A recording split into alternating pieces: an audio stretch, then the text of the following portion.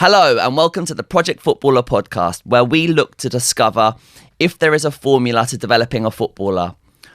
On today's episode, I've invited Esmond and Yuri, very close friends of ours. Yuri is a Fulham scout. Esmond is an ex-professional footballer. Both directors with We Make Footballers and have worked with hundreds of players who have signed for academies. So we're very lucky and fortunate that in the room today we've got Chelsea scout, Tottenham scout, Fulham scout, and the great Esmond. I'll take that. Great intro, well done. Thank you.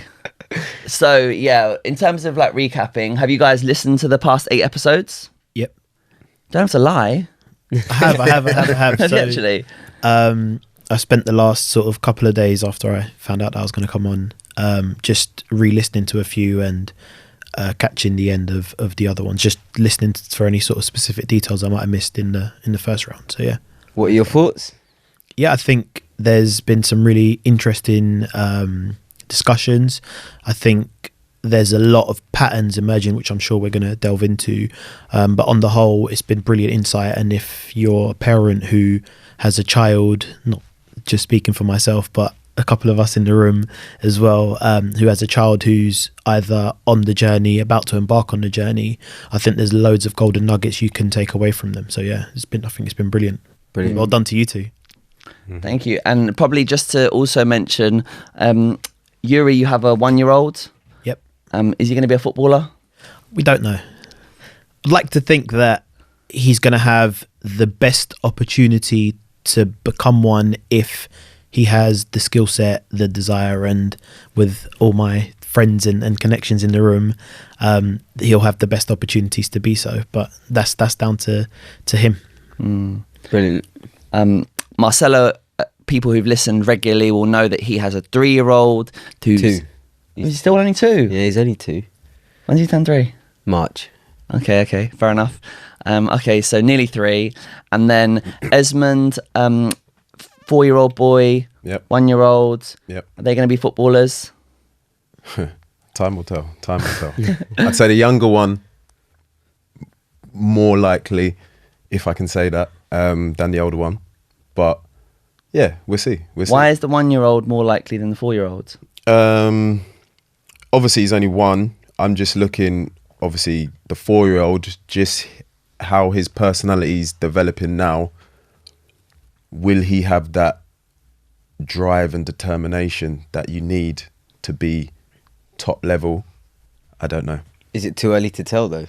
It is too early to tell because his personality is moulding now. So things could change. I'm just thinking, will he sign when players first sign for clubs at what, under 9? Under 8. Yeah. So what, he's 4 now.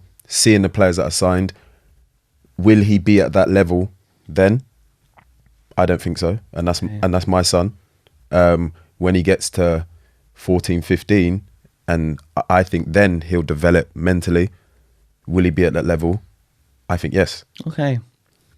The younger one, Marcus, I think is different. I think Already you can tell. Well, I can't tell. Things change, but obviously Have you changed?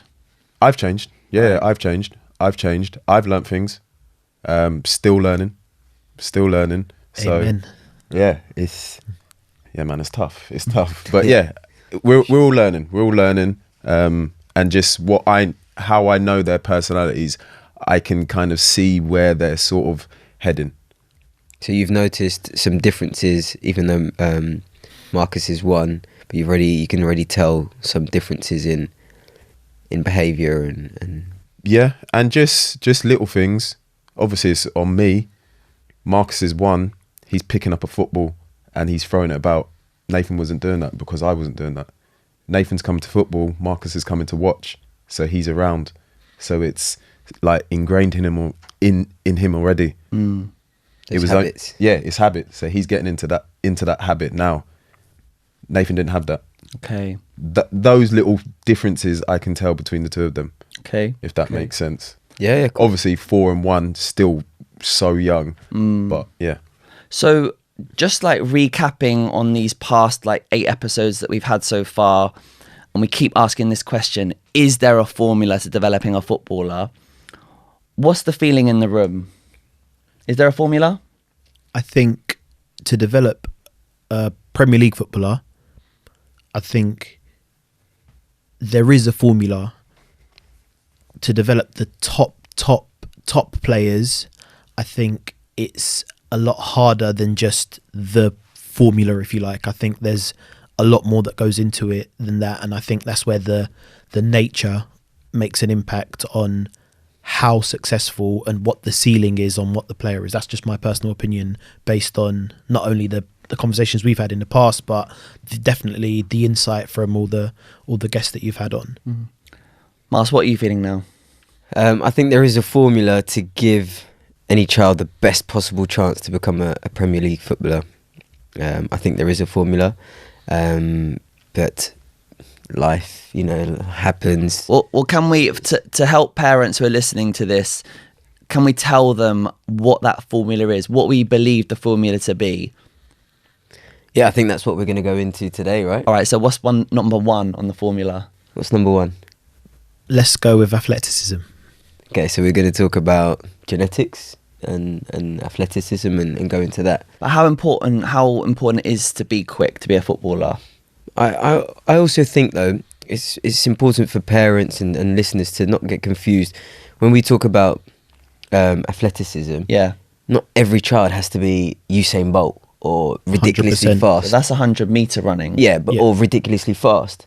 Because let's say there are certain players who, by the media and are not regarded as very athletic, or like a Jorginho or Verratti. Yeah. But I can pretty much not guarantee, but I'm sure if they were back in in school and whatnot, they would have been like quicker, or they could run longer than their peers. So they do have some level of athleticism. I think we're also getting confused with athleticism just being speed. Yeah. There are so many different components of fitness that incorporate being an athlete. So it could be that they were really, really agile as a kid. It could be that their top end speed might not be a lot, but they get from 0 to 100 really, really quickly. So their acceleration. It could be their stamina. So they're able to continuously sprint, where over a course of a period of a game, people's sprints maybe decrease in speed, but they are able to maintain their level. There's so many different components of fitness that we can't. It's such a broad subject. So I know when I go to scout tournaments, there'll be like, if I'm focusing more on like the under 6s or under 7s on those pitches, there might be 4 pitches playing at a time, and I know a lot of other scouts are similar. Will kind of like go, and then you're scanning, you're looking very, very quickly at like just a lot of players at one time, but you're kind of like discounting anyone, because you can't look in detail at every single kid, because there's maybe 100 kids playing at one time. So then, and you haven't got much time to sort of like make judgments. So you sort of like exclude kids that don't move well. I find that as a scout. I don't know what you guys find. Is that lazy scouting, though? yeah. Is that because I'm one of the who you work for, right? That's what they want, so that's it's in your mind, that's all you're going to look for. I can only. I'm just asking the question. No. It's fair. Like, I think you're a top scout. Well, my numbers say that I am. So I am. Yeah, but could you be doing better? I think scouting, we're taught to be careful of human bias, and yes, I think you have to be careful to ignore players that don't move well. But I think I am a successful scout because I will see maybe a lot of children each year who play football, and I've like, just through doing it for so long, I'll be able to see this player can move well enough that now I want to look and see what their technique looks like now, and like how do they actually play in the game. I've become accustomed to doing that, and that has got me good results where I've had something like 25 players signed at Chelsea, which is like, I think I got told that I've got the highest number of players signed to Chelsea for a part-time scout, So like my methods kind of are working for my club, and obviously I had good results at QPR when I was there for that bit.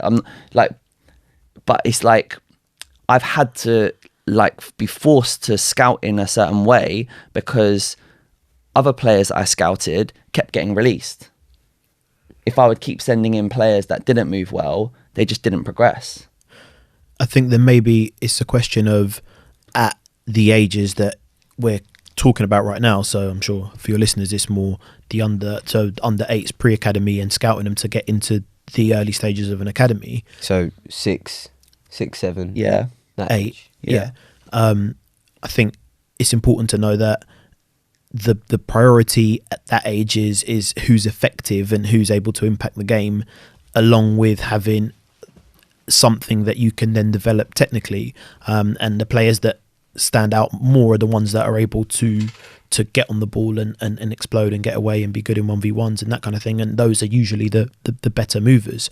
So perhaps if we're talking, almost going back to the question, which is the formula and athleticism, if you're talking the younger ages, is how well does your child move? How well do they look to the eye in terms of, are they laboured or are they able to get around the pitch with ease? Are they able to get back and defend? Are they able to get on the ball and get past the player and get away?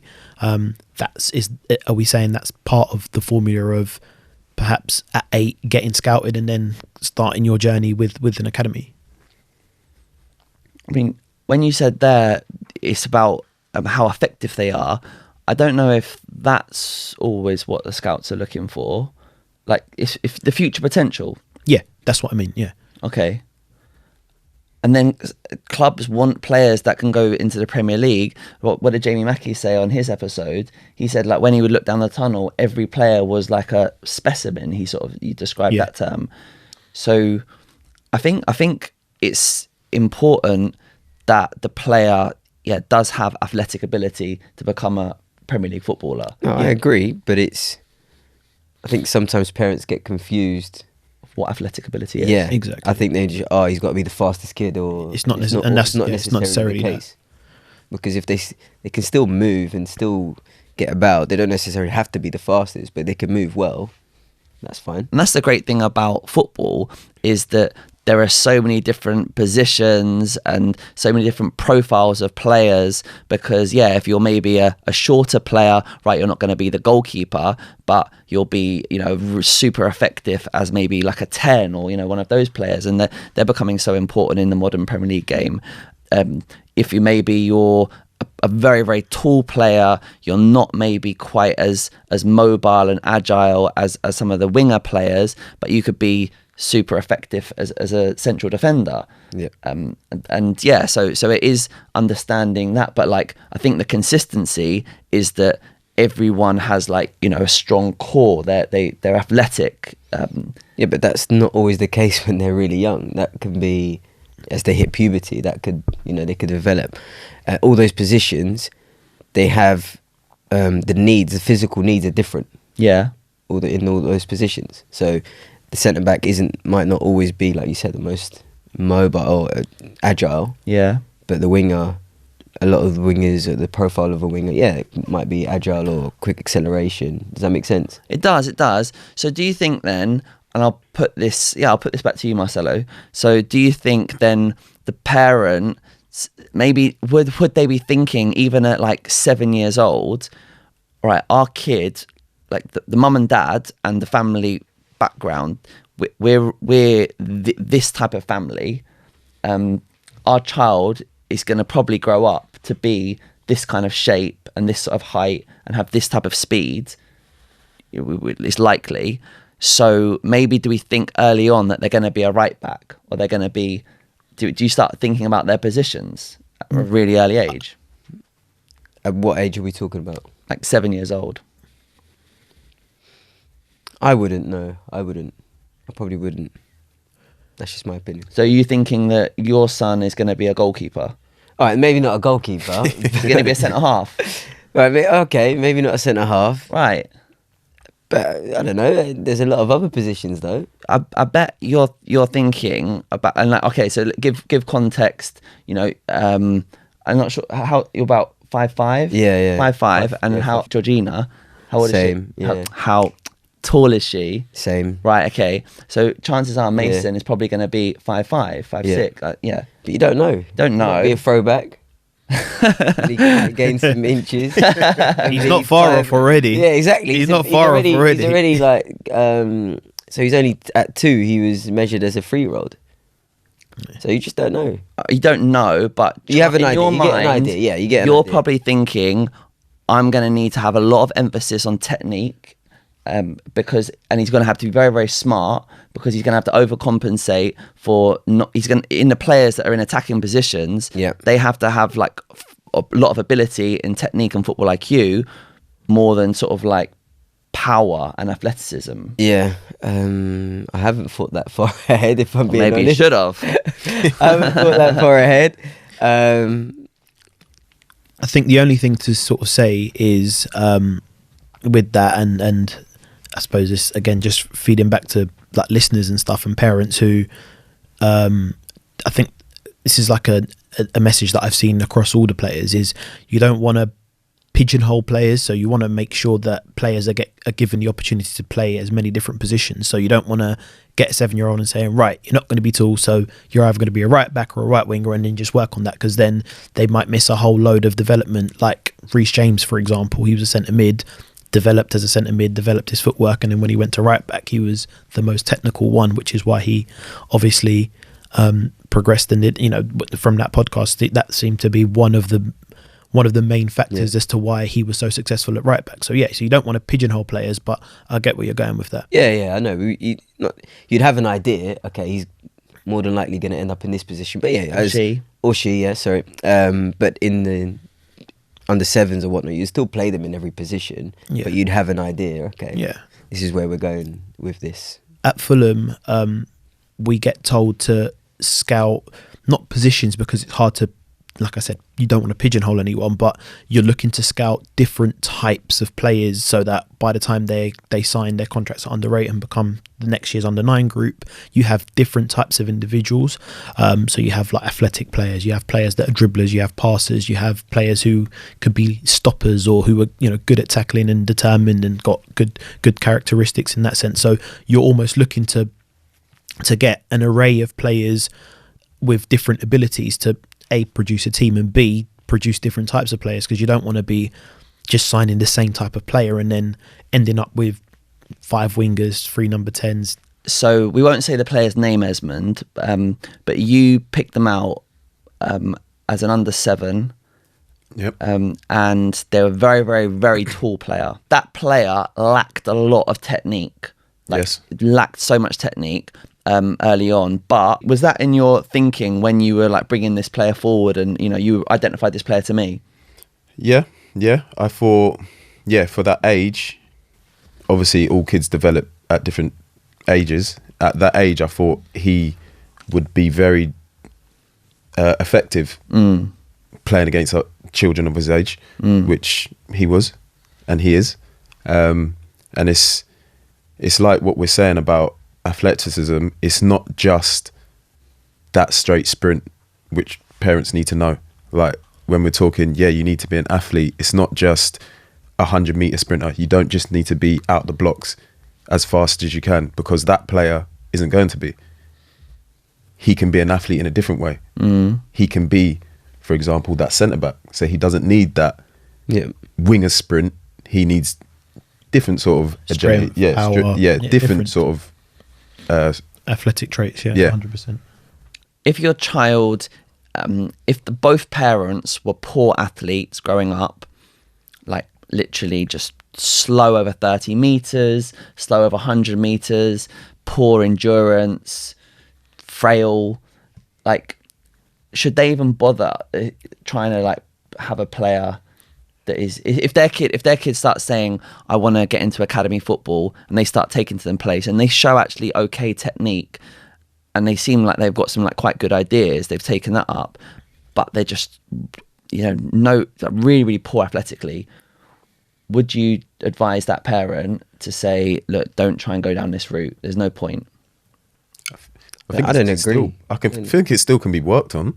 It's not the be or an end all. yeah, I still think they can improve and get the best out of what they can be. I don't Be a think Premier it's, League footballer. to be a Premier League footballer, it's harder. It's definitely harder if it doesn't come like natural. But it can still be worked on to be the best you can be. And who's to say? No, I get that, but Who's to say when they don't hit puberty? Yeah. that doesn't change just because their parents aren't like that. But the chances, probability would say that even through puberty, they're not going to change that much. Yeah, but everyone has some athletic predisposition. 100%. Okay. Everyone, just because their lifestyle choices have led them to maybe not be so active or whatnot. But I think everyone has. But some of it's not down to lifestyle. They could literally eat the best food and train hard, but their genetics are slow and lack endurance. So you can't be, you're either one or the other. So Right. if you're not explosive and powerful and fast, you're going to be slow, or your body is going to have slow twitch muscle fibers. Okay. But you're then able to build like aerobic and endurance. So if they're not explosive or fast, you're going to have to get them doing a lot more aerobic work, so they're fit, so they're really fit. Oh, right, everyone can get fit, Okay. unless you've got really fast twitch muscle fibers, which then, Or health issues. yeah, or health Okay, issues, okay, yeah. okay. But everyone can get fit. You can coach someone who is, as long as they're not ridiculously overweight and or they don't have underlying health conditions, really poor muscular or knee issues, whatever, to run a marathon. Do you know what I mean? So you can get people to be fit. That's a really good point. So is that why lower league football and like conference football has loads of just sort of like workman players?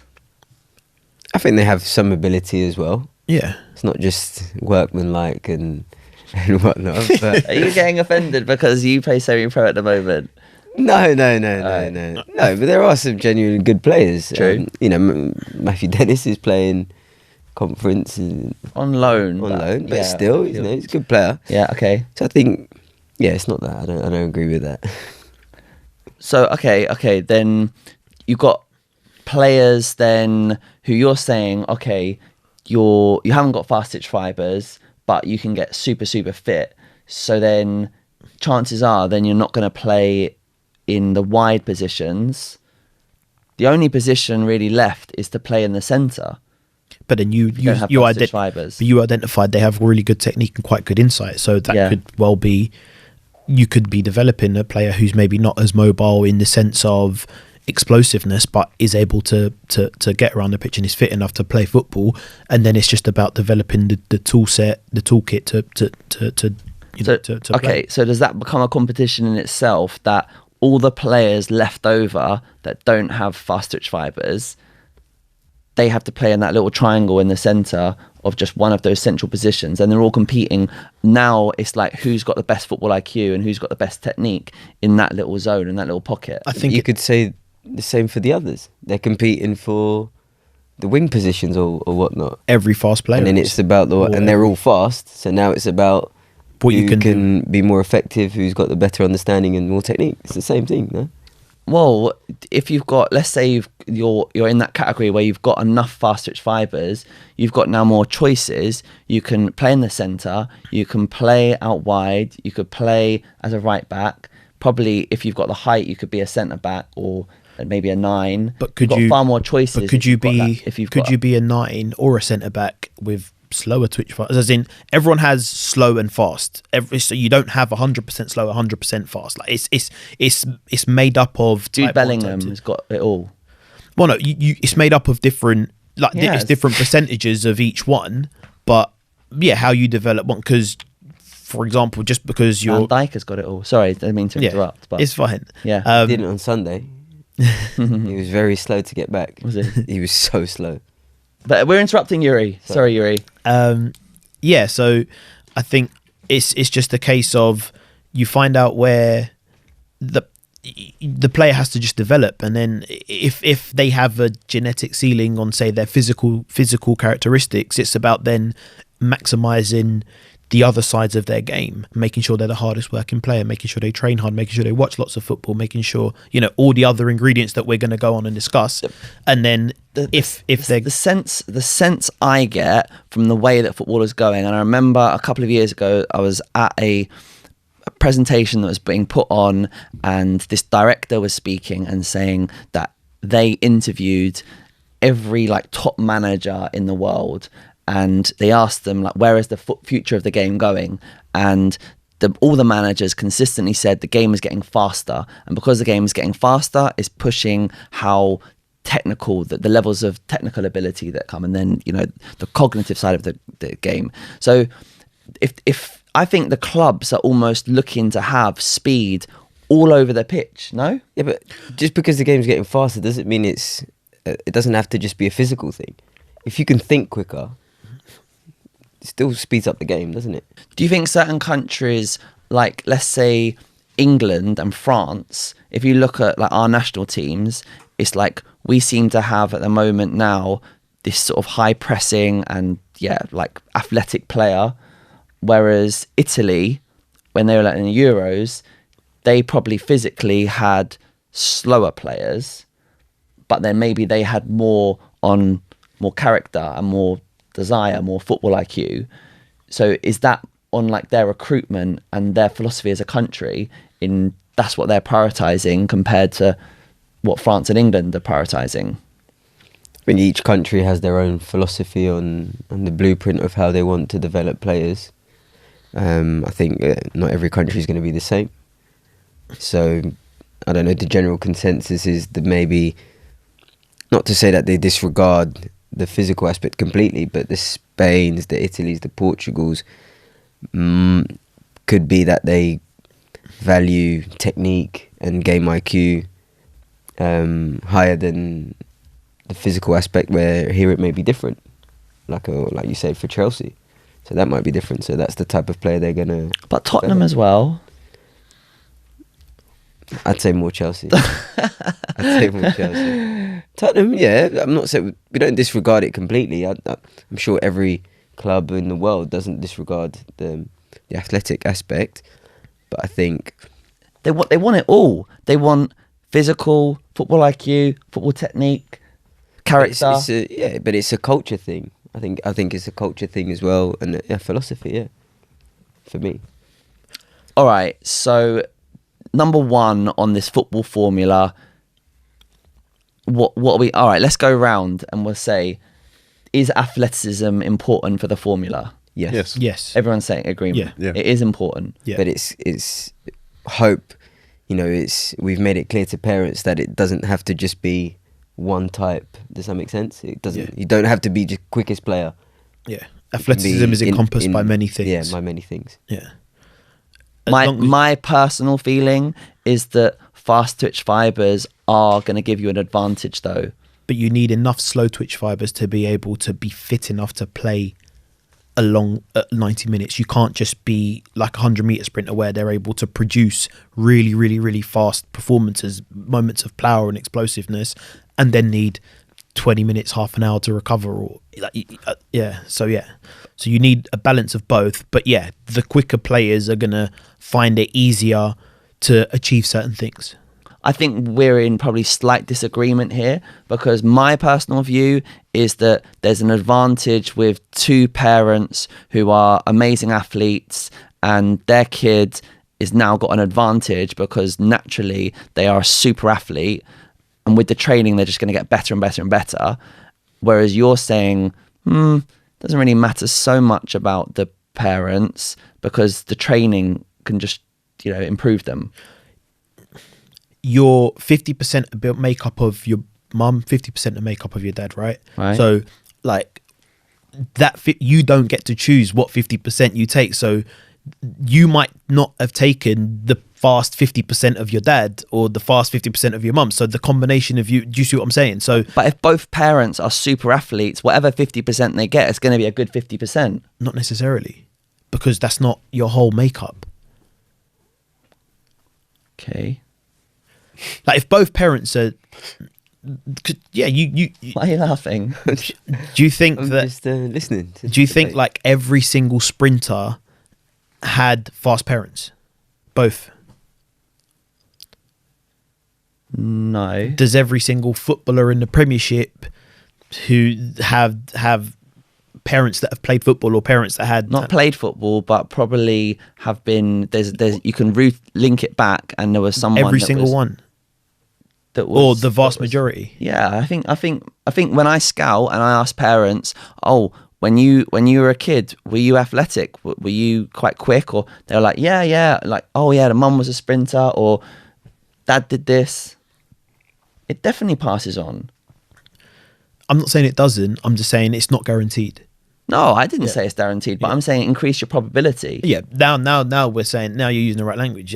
You saying he's more likely than him, but I don't think it works like that. It is a chance. It's a flip of a coin. It depends on what you get. It's not a flip of a coin. It is. It's probability. Probability is chance. But you increase your chances with parent genetics. Why are you laughing, Marcelo? All right. So, Esmond, when you were 10 years old? Can you remember what you were like athletically? I was quick. I was a sprinter. Were you? So then Nathan, from what I've seen, he looks like he moves well. He looks quick. Yeah, because I train him. For example, he's quick. Yeah. But I was going to show Marcelo a video earlier of him doing little hoop work with another boy who's a year above, who is at this time better than him at football. But this hoop work going in and out, Nathan's better because I've trained that. So he's not, the boy he plays with, same like background, Caribbean, English, Okay. same. But because I've worked on it with Nathan, he's quicker at it than this other boy. And they've got the same. Yeah, I hope. I'm not saying like that the training isn't a factor and the training isn't important. Let's say you've got two kids of parents who are sort of like, similar in their athletic backgrounds. Then the one who trains is obviously going to get better. Yeah, but that's what I'm saying. But if neither of them had that genetic quickness, but the parent is training it, they're going to get it better and they're going to improve. Yeah. So that's like what we're saying. But then let's say you've got so you've got you, your friend, both of you and your friend both have like good athletic backgrounds, and then you've then got another family where they've got poor athletic backgrounds. They're doing so much training, but then no matter how much training they do, naturally Nathan is going to be faster. Yeah. That will only come to a certain point because potentially they could train them to become better than Nathan if Nathan does nothing. Yeah. But then as soon as Nathan starts training, then he then overtakes that kid because of the natural ability. Yep, agreed. Are we all in agreement on that? Yeah. Okay, good. So yeah, like, and I think clubs, the top Premier League clubs, I think they want specimens. I think they want the best athletes because they want it all. They're not just like, let's say Jude Bellingham of centre midfield has everything you could want, and I think like clubs, they're saying, we want that. We want, they want to go and do high pressing. They want to do like loads of recovery runs. They want everything. I think like, athleticism is really factored in, and that's a big part of it. Okay, so we're saying that as part of the formula, you have to recognize that your child needs to be of a certain level there. And then what else then? So when you've then got a 5-year-old, 6-year-old, how much training should they be doing then? Like, and what sort of training should they be doing? I think nowadays you need to be training, like getting just loads of contact hours. I think because of how early kids get signed and how much development happens between the ages now of like 4, 5 and 7 and 8, so that sort of 3-4 year gap, you need to get as many hours as possible, but it has to be fun and it has to be enjoyable. So it can't be just repetitive training. Like you can't go and do like 5 1-to-1 sessions a week. It has to be a good balance of training that is appropriate for that child. but that child has also got to enjoy that training for it to be effective, because if not, it's just, there's going to be a breakdown. What does that look like in a weekly schedule? What might that look like? At 4, I think 4 and 5, it's just attending something like we make footballers every 2 or 3 times a week, and then maybe they're doing something in nursery, maybe they're doing a little bit of swimming, so they're just getting loads and loads and loads. And then it's just sort of whenever you go to the park, you just take a football with you. Whenever you whenever, if you're fortunate enough to have a garden, get some lights put in, and then have a football out there, and let them play, let them enjoy it. You don't force them to do it, but I always liked, I know it sounds a bit funny, but when we were like last summer, when we took Mason to the park, we didn't tell him to play football, we just brought football along with us, and we started kicking it, and then he starts kicking it, and then he wants to play, and then everyone wants, so then it's all right. So you're almost not conning, but you're putting the football in front of them, and without telling them go and play. Yeah. So then it's come from you want to play, all right, cool, let's play. And then we're like, right, let's do some passing. You're not telling them that's what we're doing, then you want to pass, and then and then we're making it fun, and so I think you can get loads and loads and loads of hours of football without it having to be a lot of coaching. But at that age now, to make sure they don't miss on good habits and stuff, they do need a lot of technical work. And I think somewhere like doing women footballers at least 2 or 3 times a week, and then just doing things outside of that, like going to the park, and playing in the garden, or that kind of thing. So we're saying that the kid should be starting from 4 years old? If I think it's difficult, because if you don't get your child used to other children, I'm sure you get it as well at your sessions and at yours, where kids come at like 4 or 4.5, and because they've not gone to nursery, or they're not used to other kids, they get overwhelmed with like a coaching session with like 10 or 15 or 20 kids there, let alone the bigger centres. But there's probably 3.5-year-olds that come, that have been to nursery, that are confident and are happy to have the football. So I think you've got to judge it based on your kid, because you don't want to put your child in something where they're not comfortable, but at the same time they need the contact time. So if they're not getting it in class, you have to make sure they're getting more of it outside of it. So what about a kid that starts at sort of like 9 years old? Can they still have a chance of making it as a footballer? Marcelo, what do you think? It's not to say that they can't, but they have a lot of catching up to do. But yeah, especially this, I think, 10, 20 years ago, you could have a better chance, but nowadays it is pretty tough, because for the ones that are starting, kids are starting so young now, and that contact time and all that knowledge, and you're struggling. I think you're struggling then. I would say unless they have like unbelievable genetics, or then and they haven't touched the football at 9, they're not going to be a professional footballer. So the unbelievable genetics you refer to, that is this like super athlete. Yeah, or they're like wow, an unbelievable natural, That, and at 9 years old, they've built up this determination and hunger that can't be matched. They can't be matched. They're going to work. They're going to do whatever it takes to get them technically sound, and everything else. So they'll double up the hours. Their whole life. It's not just their whole life will be dedicated to football. Then that can happen. Outside of that, I can't see it. Yeah. Like I kind of think, because to your point there, I think it's a really, really good point of what you said about like, maybe in the past it would be more like that because it's probably more relaxed.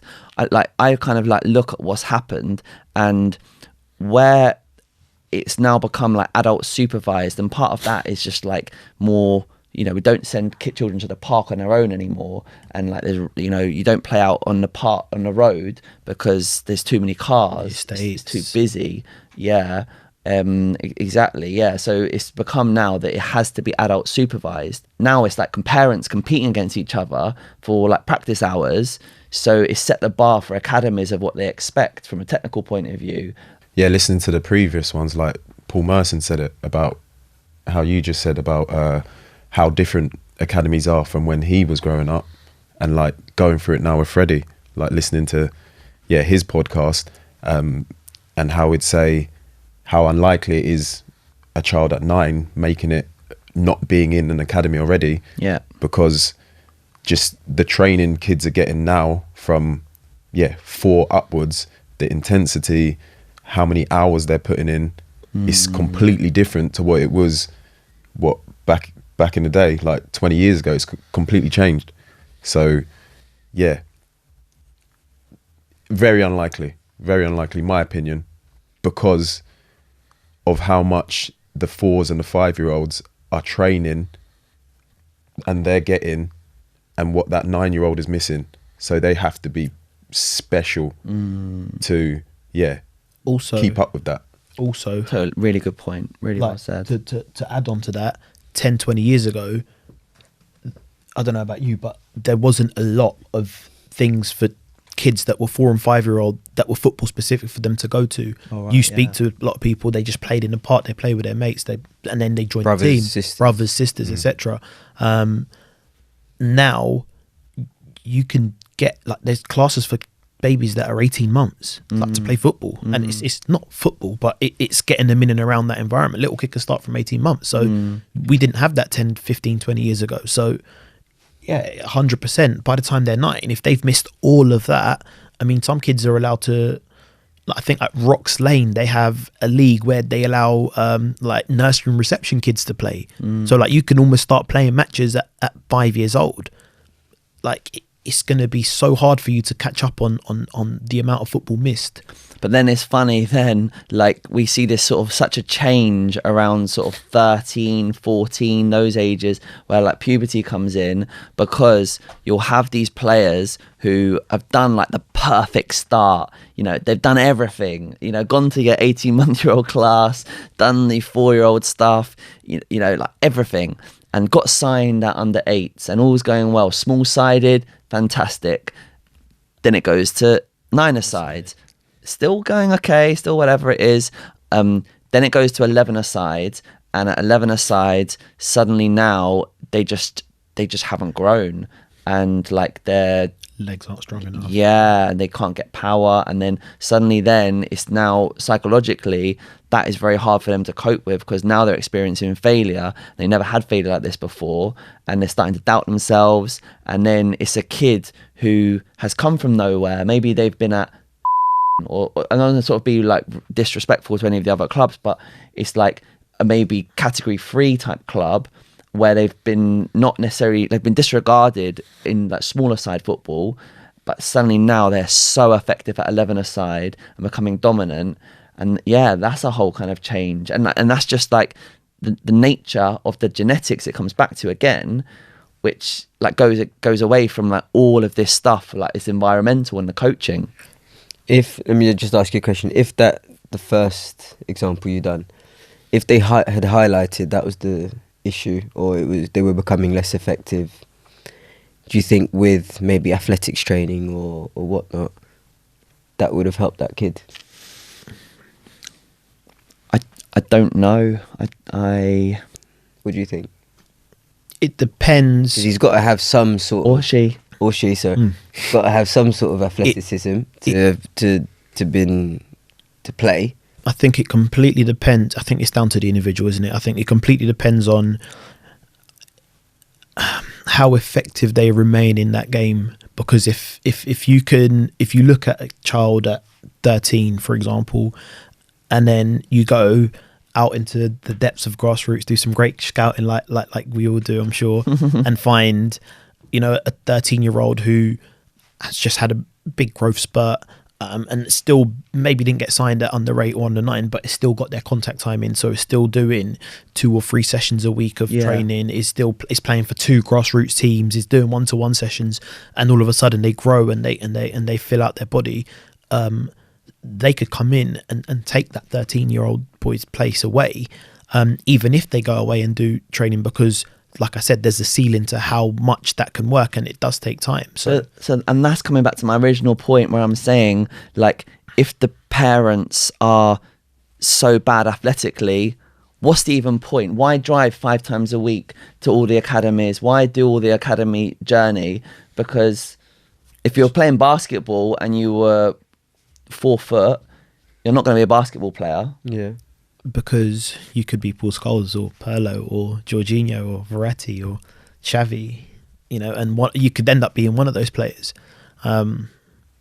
Yeah, you know, like so that's the counter argument, I suppose, is you could be that good technically or that good of a footballer that you do stay in the system. And some clubs will look that you're going through this period and go, actually, we still believe in your ability, and maybe you're going to play down for a bit, or maybe we're going to just look after you. On your point, me as a parent, like, I've got my kids. If they wasn't like athletic, how you're saying, genetically, who am I to? And he says to me, I want to be a footballer. Who am I to say to him, oh no, you can't, you're not quick enough? If that's what you want to do, I'll push you to it. Let's do it. Let's do the physical training to get you to try and get you to that level. I'm letting them dictate. Letting them dictate and letting them choose what they want to do, and I'm helping them be the best they can be. Okay, let's bring it into basketball. And let's pretend you've got a kid who's going to only be 4 foot or 4'5", right? So, like Marcelo. There's no need for that. No, we'll cut that part. One. So, yeah, like going on to that, right? 4'5", yeah, and they say, I want to be a basketball player. Yeah. Are you going to say, I'm going to help you? Yeah, we can do it. We can make you a basketball player. It's your dream. Why not? They say, I'm going to be in the NBA, Dad. I'm going to be the next LeBron James. I'll give you an example with Nathan, yeah? He said to me, like walking home from school, he said to me, I can be whatever I want. I said, of course you can. So he said to me, all right, Dad, I'm going to be a ninja when I'm older. So I said, all right, if you want to be a ninja, you can be a ninja. So he said, and I can be other things, yeah? I said, yeah, you can be whatever you want. He says, oh, I want to be a footballer. What else did he say? Something like, I want to work in a bank. Right. I was like, okay. Like, I don't know where you got that from, but yeah, why not? Like, I'm not going to say, no, you can't be a ninja and crush his dreams. You could be a ninja. A ninja is actually something that's achievable with enough practice and willingness. An NBA basketball player, like, you've got to be taller than 5 foot. They're nearly 7 foot, the average basketball player. Are you setting up your kid for failure? I don't think setting them up for failure. In my opinion, I don't think that's setting them up for failure. I think that's letting them dream. Why not? What about letting them dream with a dose of reality? Yeah, I'd still like with football. And if he wanted to do basketball, it'd be, yeah, we'll push you. What else do you want to do? Should we try tennis as well? Should we do something else as well? Would you say to them, look, the majority of basketball players are 7 foot. So the realities are, we're going to do some of this training. I'm going to spend all this money. We're going to invest so much. And you're taking them down a path that is actually, the genetics are going to hold them back. No, I is get that bad parenting? You could say that. But again, if you're saying to me, would Nathan want to be a basketball player because of what's ingrained in him in his environment? He doesn't really know basketball. He knows football because what he's around. So he wouldn't come and say that to me. If it was, I don't know, somebody else who's... But basketball is the easiest example to give because it's height. Yeah. And like it just takes it, and it's a little bit less subjective. Whereas football, we've talked about it earlier, you have got a little bit more leeway with different positions, and you know that's why football is such a great game. Okay, so right, we've established that with then the athleticism side of it. We've talked about like how you need to get your child in, maybe like starting at 4 years old, 5 years old, because we're talking so much about like the emphasis on the technical side of stuff. Practice hours. I think we're starting to like run out of time, so we've got to like whiz through this formula, and we want to kind of end today with saying like, this is your formula. And what about then football IQ? How does a child develop the game understanding that's required to become a Premier League footballer? Can it be taught, or is it God-given? It can definitely be taught for me in various ways. Self-discovery. You're going to say something? Yeah, no, I completely agree. I think there are some individuals that will take to certain ideas easier than others. I think you naturally see what you see. It's just about opening their brain almost to different concepts and different. Everyone learns in different ways. So if you use all your tools to teach them, so whether it's video analysis, whether it's watching and talking, whether it's actually physically doing it, stopping, looking at positions, whether it's, there's different types of learners. What can a parent do? I think it's that, for me, it's that talking bit, like giving them what you know, and asking them the question. But not every kid wants to listen to you. And not every parent will have the knowledge to be able to describe. I was going to say that, like, parents, like, he's one of the top players in London now, under 8s. But from what I understand, they haven't necessarily got like a super knowledge, not like sort of like Jamie Redknapp's family. Yeah. Trust the coaching. So they've just avoided saying anything and just purely let it down to good coaches. And sometimes that's the best thing to do, not to say anything at all. If you've not got that knowledge and the experience, and sometimes even if why you are do. you gonna? So I agree with that, and that's what I've noticed. I think like parents who've got good knowledge, they should use that as an advantage, and they say, right, yeah, I can give my child, like, we had Darius Charles on and that kind of, the footballers, they can like talk through and give that football IQ.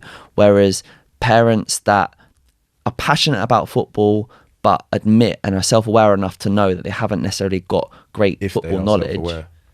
Hopefully they are, like, and then because it can actually harm the kid more, where they're 100%. imparting their silly opinions, and then like the coaches then have to undo like everything that they did.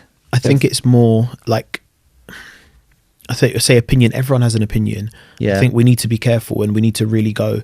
It's more about like where their football education has come from. Have they done coaching badges? Have they either played at a high level? Do they analyze football for a living like Jamie does? Do they, are they in a football environment day in, day out, or are they just a fan that's watched loads of football and is just imparting their opinion rather than actually knowing what a child needs, what advice a child needs at that point in their development. So I think that's where I had it in one game once when I was coaching a group of under 8s. The player burst down the right wing, whipped in a ball that went to no one. The cross just went, and a parent from the sideline shouted out, "Well done!" I'm not going to say the child's name. And I had to... It does happen. I had to call out to the parent, that was not well done. It's crossed it to no one. And now your football opinion has just affected that child and given them less chance of signing for a top academy, because they're going to go in on trial at a place, at a top academy, and the parents are off in the distance, so they can't now affect the child's game from over there, from looking from far away. The coaches, they're not giving any information at a top academy. They're just watching and observing at the assessment phase. So now it's purely down to how that child thinks by themselves and what you've imparted. It's really dangerous. Yeah. And I see it a lot. And I'm the same. I correct the parents because it frustrates me. If you've decided to take your kid to that team to get coached by the coach, let the coach just do his job. What if the coach is a poor coach? They have poor football IQ. You got the choice to take your kid somewhere where the coach has good football IQ. Yeah, fine. Make a good decision. Yeah. And then it's up to you to go, right, this is your coach that you get your professional coaching from, or your one-to-one coach, or whatever, your coach that you go to, your We Make Footballers coach, speak to them, get advice from them. What have they told you to work on this week? Go and try and implement that in the game. And that's your job. Your job as a parent, as who was it? I think one of the guys said it is you're the driver, you're the parent, especially if you don't have that, haven't had the fortunes that we've had to have like good football education. You have to step away and you have to just be a parent, being aware yourself, and back up the coach as well. 100%. Like you know, If you like the coach, if you're, cause, okay, let's say that we were it doesn't matter taking our about kids- like you What- respect the coach. You're taking them there, so but you like how good they are. If they're a good coach, you've decided that's where your son. So you got to back up the coach. let's go with a different way. Let's say that we wanted our children to go into producing a film and filmmaking, and we've got no knowledge in this subject at all. Right. So what will be our process? Go find a really good How would you filmmaker. find a film expert? Go online, find Go it. online, Go look right. at the reviews. Okay, look at reviews. Do it the same way that I would do anything else. and then like now your child is in the room and they're being given this education and this teaching about how to like make films. What are you listening? Are you what? I'm what- listening. I'm right. going away and doing research and trying to support whatever it is that he's trying to achieve. Okay. If I think that's the suitable person to teach my kid, Yeah. yeah. And what things are you looking for, like good and bad? Like what would put you off this film teacher? Obviously, the kid's got to be safe. He's He's got to be an environment that I'm happy for my kid to be in. Yeah. And if that's the environment is happening and I'm comfortable, that's, you know, that's the elite person who's teaching my kid whatever the subject may be, then I'm backing that person up. All right. And you love films, like Godfather might be your favorite film, whatever. You're on the car on the way home. Are you starting to talk to your kid a little bit about? I'm asking him what they've learnt in that lesson, Yeah. and then re-emphasising everything that the tutor or what they've learnt from the coach. Okay. I'm asking Because I like the subject. Doesn't mean I know anything about it. And I think that's, you know, relating it back to football. A lot of parents, because they watch football or they've played football or they play, you know, with their mates, and they have an opinion. They think they know what's best for their kid, and it's not necessarily the case, you know. And it's You frustrating. sound hurt, man. Has No, it's really frustrating. But hey. So yeah, you've chosen to take your kid to wherever. You got to back up the coach. Yeah. So there is a process in the research phase of picking the coach, because I think we need to help parents understand like what a good and bad coach is, because they've gone online and they've found themselves in this position. That might be like the big grassroots club in the region, but we know how it is with grassroots football. It's very much like picking a parent to come and be the coach. That can be random each year. One year you get a good coach for that club. The next 2 years it might be a poor coach. That coach might be like really favoritizing their child. Yeah. They might have like some weird philosophy of like keeper just to hoof the ball forward all the time, bypass the defender's midfield, no playing up from the back. Let's Want to touch win. Yeah, exactly. All this kind of stuff. But the parent has the choice. You know, that's the good thing. But what if they, what if they're winning all the games and the parent can't quite tell that is actually, not helping and benefiting their child? There's so much out there nowadays. I think they can talk to other parents. Maybe it's a child that is having some level of success and has been invited to a development centre, so you can ask for advice there. Speak to coaches at these. There's a lot out there. That's what I Going would back say. to the point where you spoke about. That's a really good example, because the parents may not have the knowledge or the experience that, let's say, a Jamie Redknapp. But now thinking back, that is one thing that whenever the mum drops him off to a game, or it's make sure you listen to Marcelo. That's the consistent message. And he is actually one of the kids that whatever you try and coach him, he does. He'll try and implement it. Whereas others, maybe they've got other opinions in their head from parents or whatnot. They don't. And you're thinking, hold on, but sometimes the coach might get left a bit frustrated, because it's like, hold on, I'm asking them, or I'm trying to coach them in the set, and they just don't apply it. And it's the idea of they're having so many voices in their head, they don't know what to do. What about, so we're looking for things to help the parent develop then, there's football intelligence, football understanding, football IQ. What about sitting down, watching football matches or taking them to live games?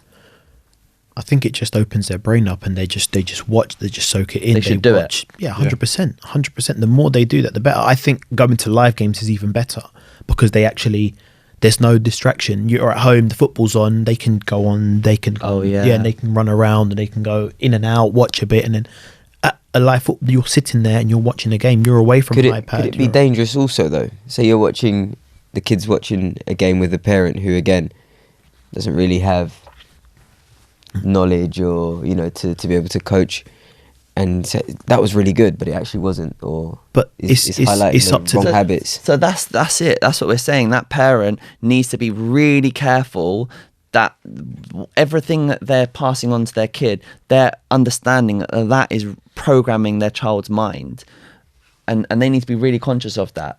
Is that what we're saying? I think Yeah. so. 100%. Have you taken Nathan to a live game yet? Yeah, I've Oh, right. a few.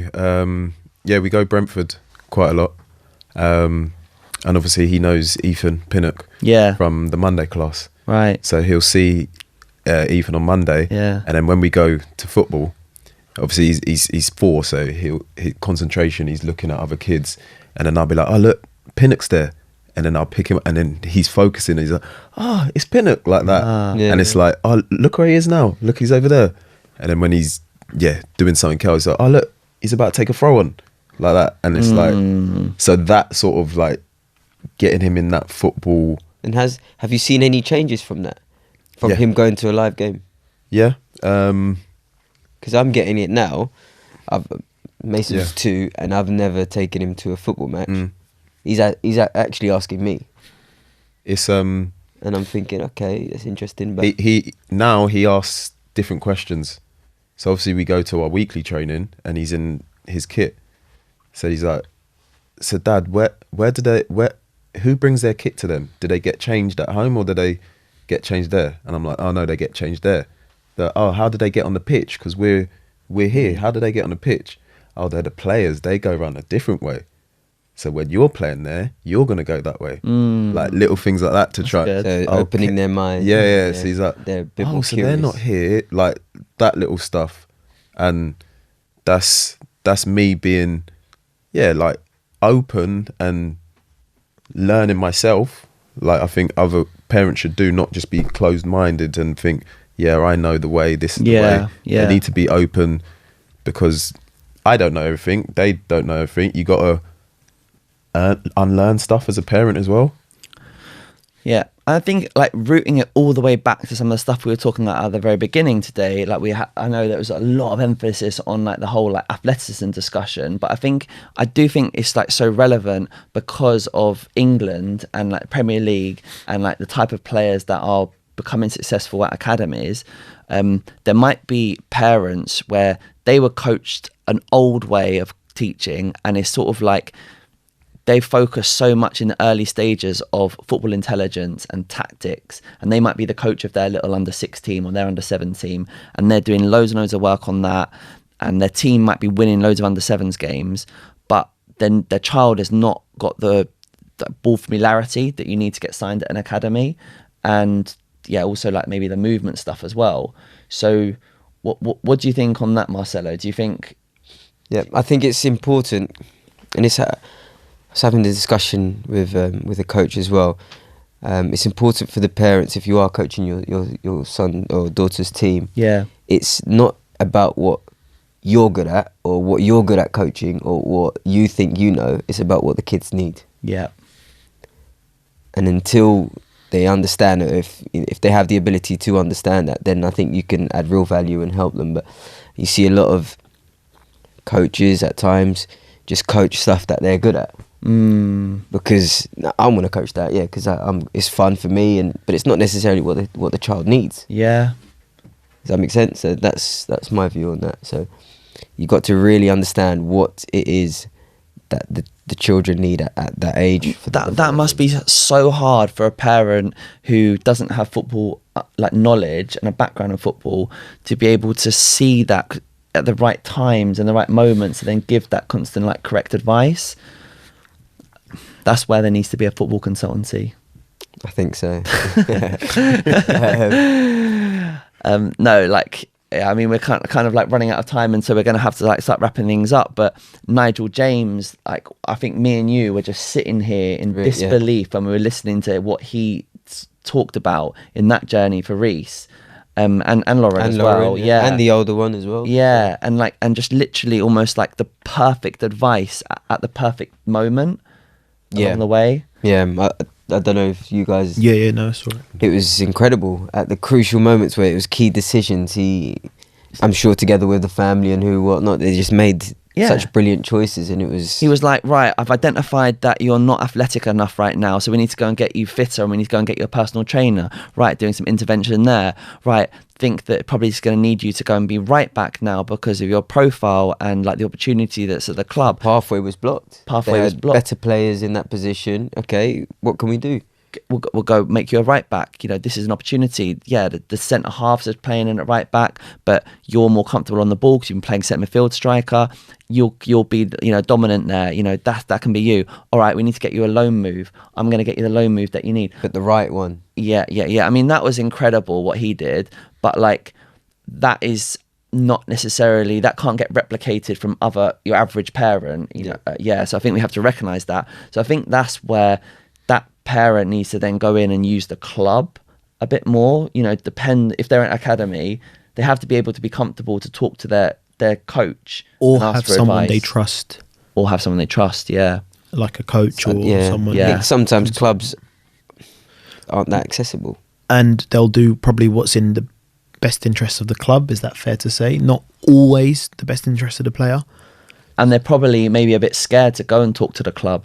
As well. They were like, oh, I'm going to be a problem parent. I'm going to be always knocking on the door. And then the club are like, oh, God, this parent's always asking us questions. Yeah. But then the parent needs help. Consultancy. So tough. So, yeah. All right. So we've covered the four corners in this formula of developing a footballer. I think we still haven't got there to give everyone the complete answer. But we've covered a lot today. Yeah. No, I've enjoyed it. It's been a good catch up. Really glad to have Yuri and Esmond as well give their insight. So it's been good. Yeah, I think we're gonna have to do this again. Let's we'll do a few more episodes, and then hopefully you guys will come back. Yeah, no, sounds good. Thanks for having us on. Yeah, definitely. It's been a nice debate, nice experience. We're getting closer to finding out. I feel like we are. We are, yeah. We are. Cool. All right, cheers, guys. Nice one, guys. Nice one. Cheers.